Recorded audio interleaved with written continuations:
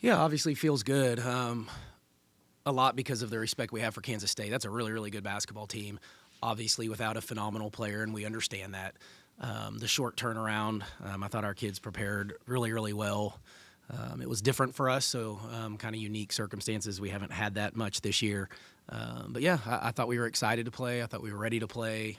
I thought in the quick turnaround of a game plan, I thought was pretty good. And to the kids' credit, they executed it. But that's a hard team to guard. They're elite at shooting the basketball.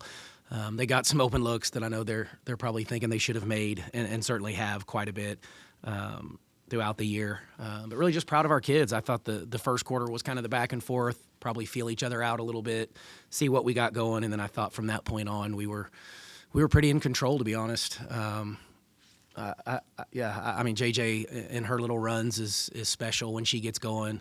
Jordan Harrison controlled the whole game at the point, I thought, was really, really good. Kaya rebounding the ball was phenomenal. Woodley's minutes were fantastic. Jordan Thomas played some huge minutes. So I think we had a lot of people involved, and that's what we've been talking about so much this year is we're so much better when we can get 4 or 5 people involved, whether that means score, rebound, assist. But we got our assist to 16, which is not a huge number, but for us, that's a huge number. And so I thought we shared it a little bit more, made some adjustments throughout the game that the kids responded to. So it was just a complete effort for us against a really, really quality opponent, and maybe it gives us a little confidence as we move forward and try to finish this thing off. Coach, so it seemed like they were handling the press fairly well at the start of the game, and then as it went on, you guys really had your way with them. Is there something that you guys changed? You talk about adjustments, or is that just the course of the game, you guys settling in? Well, we changed it a little bit going into the game, and so it may have just taken us a quick second to kind of figure out what we were actually trying to do in it. Just because they shoot it so well and they will score in a hurry, so we had to kind of tweak a few things with it for this one. But outside of that, no, I think we just settled in and let it work a little bit. I know we were plus in the points off turnovers, which is huge for us, and points in the paint, which is fantastic, and our bench outscored theirs, which is another huge thing for us if we can get production like that off the bench. Jordan Thomas was a really big down low tonight. Did you see that going into the game, that could be a potential mismatch that you had in your favor? Yeah, we had some things we wanted to go to if we could, depending on matchups. Even tried tiers a little bit there in that first half. But yeah, Jordan, I mean, has had a really solid freshman year. Obviously, freshmen are sometimes up and down a little bit, but there are moments, whether it's matchups, games, that she's been really good. So yeah, I was really, really proud of Jordan Thomas tonight. She was really good for us.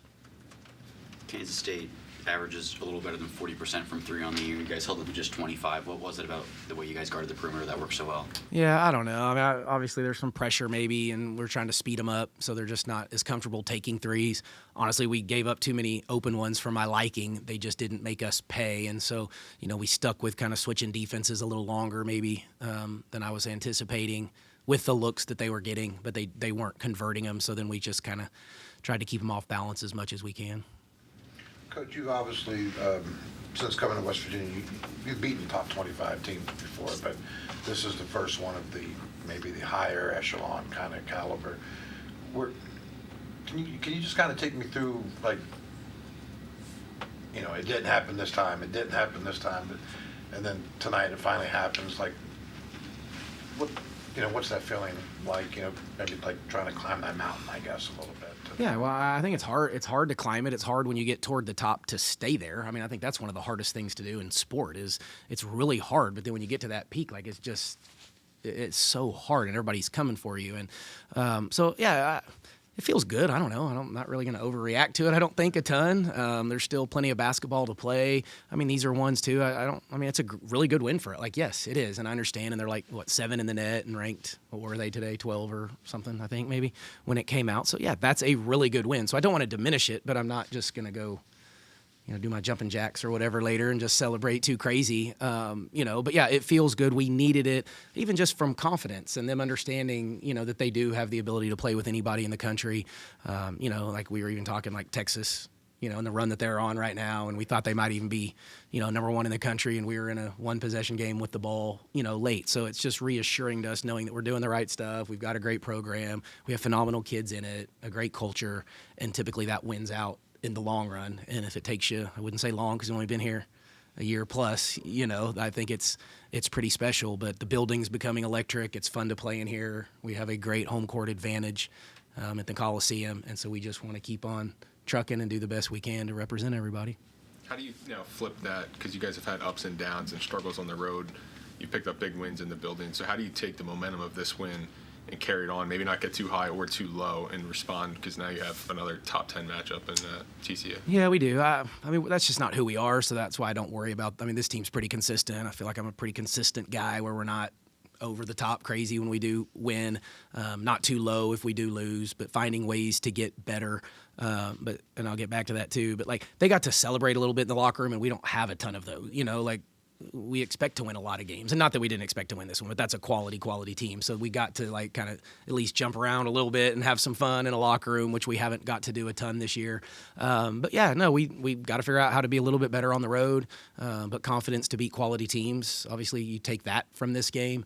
TCU will provide a completely different challenge. Fantastic team with just some of the, They got some quality players, let me just put it that way, and they're very well coached. So anyway, not gonna worry about that one. We actually will give them a couple days off so they can rest. This is the last time of the year that we get to do that, because we finished with 3 games in I think like 6 or 7 days to finish starting on Sunday. One of the things that it looked like you were able to adjust well is getting JJ in the midcourt, like at the foul lane, dumping the ball to her there and letting her attack from there. I mean, obviously that's not a post, but is that a little bit different, something that you saw than you thought you could do against K-State? Yeah, well, they gave us a different look, and so we had to make an adjustment from it. That they had that. We had seen it. Hadn't seen it a ton lately from them, but I guess in the back of my mind, I thought that they could go to it at some point, and so we needed a plan of attack. And so out of the timeout, we kind of tweaked what we do a little bit, and yeah. Mark, outside of... Is that on the fly? Yeah. Well, we had the timeout. We actually had the clock stoppage early in the fourth quarter, and the timing issue, and so then that kind of allowed us to tweak it there. Outside of Tiers, 7 players took up like most of the minutes tonight. Is that the sweet spot going forward? 7 personnel? I don't know. Each game will probably dictate that. I mean, yeah, when you get later in the year, you can probably. And I didn't care because we have so many days before we play again. Tonight, I was gonna exhaust those guys a little bit if we needed to. So tried to get them a little stretch, and still probably could have a little bit in the second half, or burned a few more timeouts, but I just thought we had so much momentum. I didn't want to call too many timeouts to kill the momentum that we had, and they were competing. And I think we're well conditioned, and because of the way we play, we got a little tired there the last 3 minutes offensively, but other than that, I thought we were pretty competitive all night. And kind of on that note, in the first quarter, when the media timeout doesn't come, yeah, that was crazy. How much does that impact your rotations? Well, a little bit, because we had kids sitting at the table for quite some time, and I think K-State did, but it was like 1:05, right, in the first quarter. I think 1:05 left was the media timeout. So, yeah, it can mess with you a little bit for sure. We were tired at that point, but I don't think either coach wanted to just burn a timeout to get to it, thinking that something was going to happen. But, yeah, they were letting us play too, so we couldn't get a whistle to get in there, and then your media timeout, and then a minute later you're right back into another one that you don't necessarily need now at that juncture, so it does mess up the flow a little. Coach, I know it's kind of probably difficult to ask you to speak for the committee, but do you think the committee will see this and say, okay, yeah, West Virginia won at home, but beat them without Lee? I mean, do you think that'll play any kind of part in? Yeah, I honestly have no way. I don't know. Yeah, no idea. I think it's a quality win against a quality team. It's a quad 1 win. All the stuff we've been talking about. I mean, players get hurt. It's part of our game. There's nothing we can do about that. No one feels sorry for us or anybody else. You just got to play what's in front of you. So no, we're just continuing to build our resume. That's what I want them to see. This should help that. But yeah, I think when players are out, the committee knows that you played against Kansas State without Ayoka Lee, but I think they'll still understand this was a quality quad 1 win. And then obviously, so this keeps you in the hunt. Baylor, TCU, Oklahoma State, Utah. Is there K-State? Is there a separator, a divider with those 6 teams that are all basically tied at the top now? Well, I think they're all really, really good teams that are going to hopefully have some NCAA tournament runs in them. And, it's just so difficult right now because, and we've talked about this, the schedule. You don't play everybody twice, so who do you play? When do you play? I mean, the good news, I guess, for us a little bit is that we still have TCU, Utah, who are in that mix of the 6 that you just named. So if we want to, sneak in, can we win a conference championship? Yes, technically, I guess. We're going to need some help at this point. But if not, can you get a top 4 seed? Can you get the double bye, those types of things. So, again, I mean, NCAA tournament seeding, like there's still so much in front of us. So, we're just going to keep play the next one and then regroup and go play the next and see if we can do something really special here late. Multiple times tonight you were hyping up the crowd and getting them into it. What does it mean when you're on national television to have a crowd like that and, for the country to see Morgantown supporting women's basketball? Yeah, I know, it was huge. You get in the game and I forget that we're on, like I'm not doing it because, it's national TV. I kind of forget. You get lost in the game is what I like to say to our players. But yeah, it's becoming electric in there. And when it's, these types of games, it's loud, it's intimidating maybe to the opponents. Our kids feed off of it. So, I have to help them every once in a while, the crowd, but they do respond the right way every time. And so that's what's been really fun. And we've had several people now tell us that the environment here feels different. The energy is different. And so, yeah, thankful for everybody that came. Obviously, weird day, right, at 2 on President's Day, and kids were supposed to be in school, and then there was late, cancellation. So I think we ended up with a decent number. But, yeah, it felt good. And when we were at our best and scoring and defending, we certainly felt the energy. Thanks, Coach. Okay. Thanks, everybody.